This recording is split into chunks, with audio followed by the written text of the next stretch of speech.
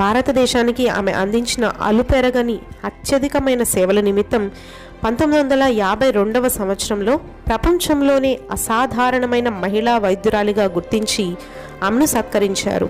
అలాగే 2000 సంవత్సరంలో భారత ప్రభుత్వం ఆమె గౌరవార్థమై ఆమె పేరు మీద రెవెన్యూ స్టాంప్ను విడుదల చేశారు.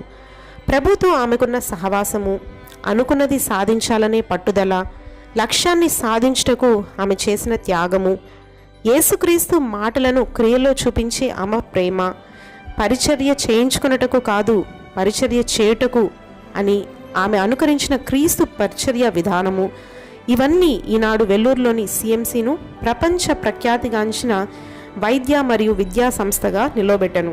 ఒక యవ్వన స్త్రీ ద్వారా ఇన్ని గొప్ప కార్యాలు చేసిన దేవుడు నీవు అనుమతిస్తే నీ ద్వారా కూడా గొప్ప కార్యాలు చేయగలడు. ఎంత గొప్ప విజయమైనా ఒక చిన్న పనితోనే ప్రారంభమవుతుంది కదా. కనుక నేడే ప్రార్థించు, విశ్వసించు, పట్టు విడవక లక్ష్యాన్ని సాధించు.